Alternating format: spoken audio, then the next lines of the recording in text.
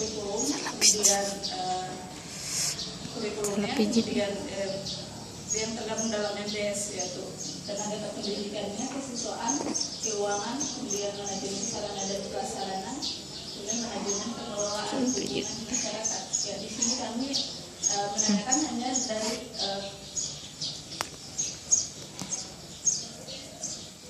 dari kurikulum saja, kemudian hasil observasi kami itu dari kurikulumnya, kemudian dari manajemen sarana dan prasarana kesiswaannya.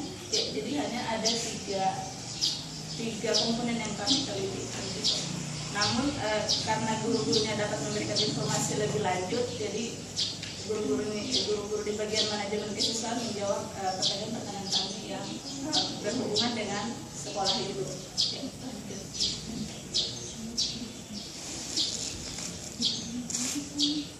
Adapun hasil penelitian kami, jadi nama sekolah SMA Negeri 8 Kendari, kemudian alamatnya di Jalan Poros Morango, yaitu di Kecamatan Abel, di Kabupaten Kota Kendari.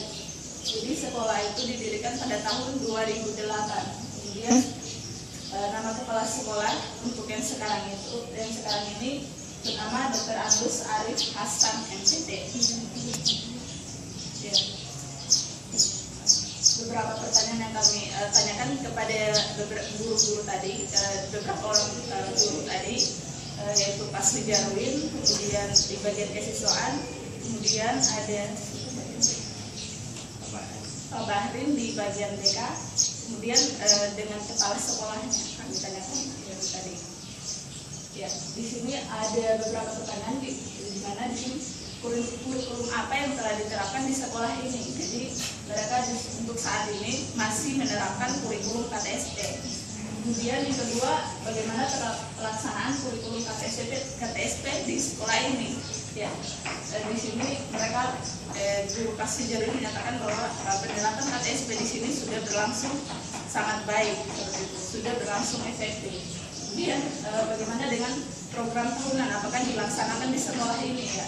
Di sana para gurunya ini menjawab bahwa program tahunan itu sudah terlaksana, sekaligus kepala sekolahnya itu memberitahukan bahwa memberikan informasi bahwa program tahunan di sekolah itu sudah terlaksana. Kemudian bagaimana dengan pelaksanaan prose atau program semester ya? Di sini program semester sudah terlaksana dengan baik. Kemudian bagaimana dengan penggunaan RPP pada masing-masing mata pelajaran yang diberikan yang dilaksanakan oleh guru-guru. Jadi di sana para guru-gurunya itu kadang menggunakan RPP dan kadang juga tidak menggunakan RPP.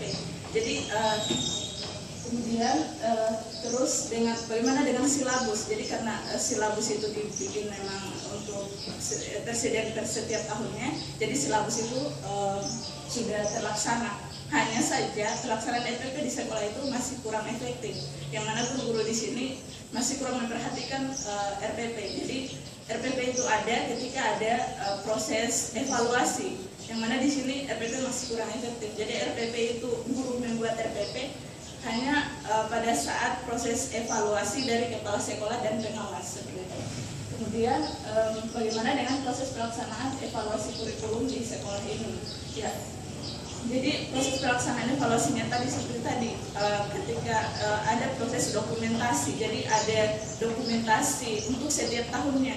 Pada tahun misalnya 2011 itu ada dokumentasi khusus dari untuk guru-guru, terus program-program pelaksanaannya itu ada dokumentasi yang disimpan. Ada seperti buku kerja, buku kinerja. Jadi dibentuk dalam bentuk buku dokumentasi, didokumentasikan dalam sebuah buku. Jadi ada dokumen 1 dan dokumen 2 katanya di sana. Jadi dokumen 1-nya itu sudah lengkap. Jadi pada tahun 2013 hanya dokumen 2 di tahun 2014 ini belum lengkap seperti itu. Jadi dalam dokumentasi itu terdiri dari program kinerja dari guru-guru, baik itu silabus, RPP maupun yang lainnya seperti itu. Kemudian bagaimana tanggapan Anda tentang kurikulum 2013 yang akan diterapkan ke depannya? Jadi di sini baik guru maupun kepala sekolahnya memberitahukan bahwa karena itu putusan dari pemerintah, maka kita akan melaksanakan program tersebut.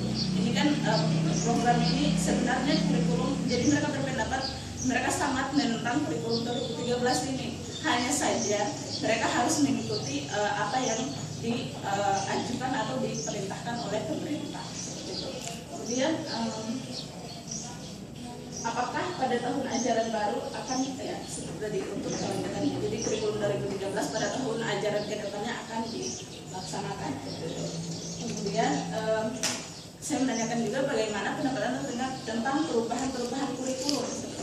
Jadi perubahan kurikulum mulai dari kurikulum HBK, KTSP dan selanjutnya. Jadi guru di sini, mereka di sini berpendapat bahwa untuk perubahan kurikulum sebenarnya bagus, hanya saja itu ketika kurikulum itu dirubah, kurikulum sebelumnya itu belum tercapai tujuannya, artinya bahwa kurikulumnya itu belum terlaksana dengan baik, belum untuk apa-apa yang dilaksanakan seperti tujuan-tujuan kurikulumnya itu belum tercapai seperti itu, sehingga terjadi kalau untuk diangkat perubahan kurikulum ini sangat-sangat tidak efektif. Jadi bagusnya tidak ada perubahan tetapi pengembangan seperti itu. Jadi mereka berpendapat bahwa perubahan kurikulum ini sebenarnya masuk dalam seperti politik, jadi permainan politik seperti itu. Kemudian kemudian kami menanyakan juga berapa orang jumlah guru di sekolah ini. Jadi jumlah guru di sekolah di SMA Negeri 8 Kendari itu 47 orang seperti itu. Kemudian jumlah guru PNS itu hanya sekitar 32 orang. Iya, kemudian, sama Rahma. Jumlah guru honorer itu 15 orang seperti itu. Ya, kemudian anggaran-anggaran yang masuk itu diantaranya BOT, kemudian BOS, kemudian komite yang berasal dari siswa. Jadi di sini komite sudah dilaksanakan sebenarnya mereka juga jadi komite sudah dilaksanakan. Mereka juga